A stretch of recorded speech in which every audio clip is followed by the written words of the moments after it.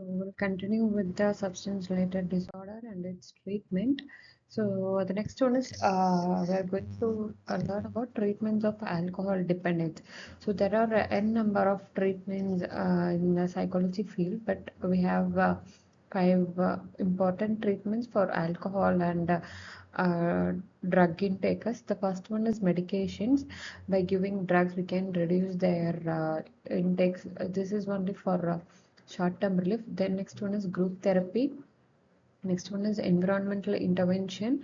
We can support them by diverting them with their favorite hobbies or favorite persons. So these are the some of the basic things we can give for the alcohol dependent individuals.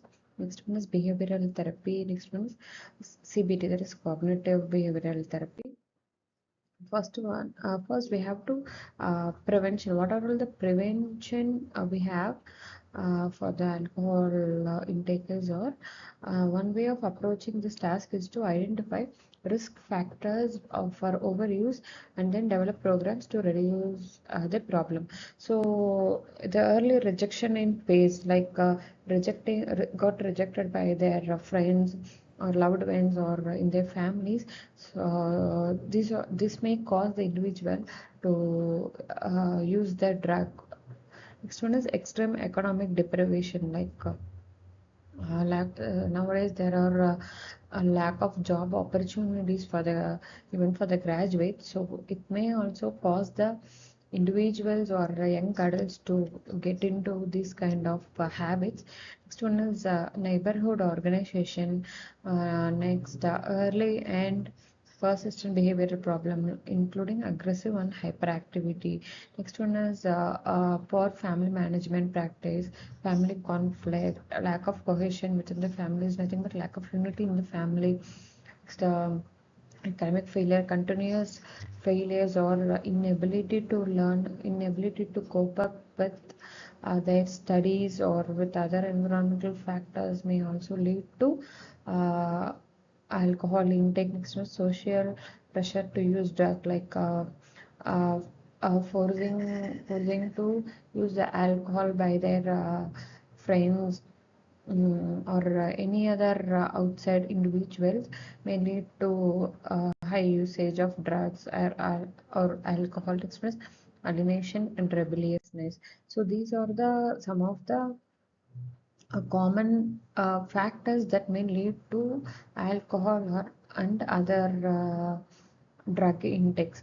So we should focus on the prevention, so that we can help the young adults to avoid this kind of behavior. So there are many other kinds of drugs. First one is barbiturates and tranquilizers. So these are the group of drugs that affects the central nervous system. So it helps the people to sleep and to calm down, like to escape from the reality. Individuals like young adults are using this kind of drugs nowadays.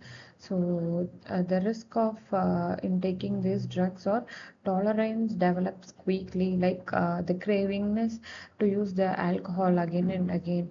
Next one is sudden withdrawal can cause delirium and seizure.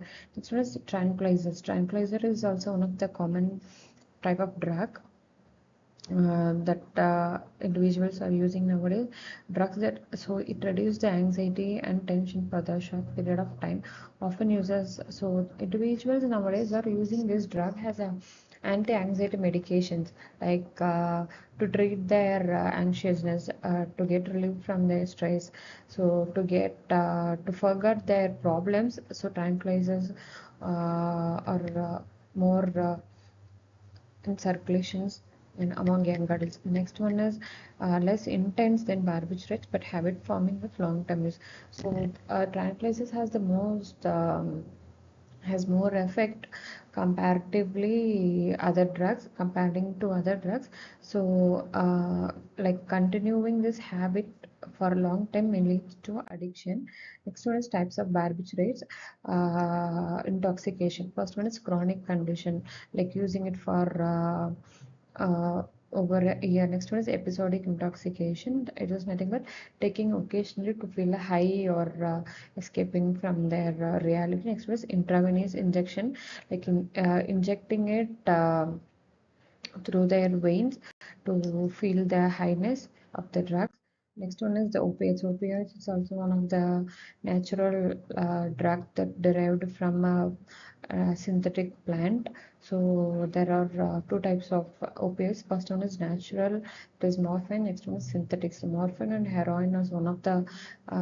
It became these two were once used as a medication. Now it is an illegal drug because of the high usage among young adults. So natural opiates produced by the brain and pituitary gland. So it affects the brain and it influences pleasure, emotion, and perception.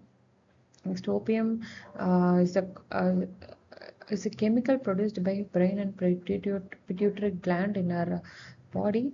So, example, endorphins and dynorphins. These are the basic neurotransmitters that are secreted in our brain. So, it affects the pain signals and it influences pleasure. It means it gives more pleasure to the intakers. Next, addiction may link to endorphin deficiency and suppression. Yeah, thank you. We'll see the other substance-related disorders in the next video.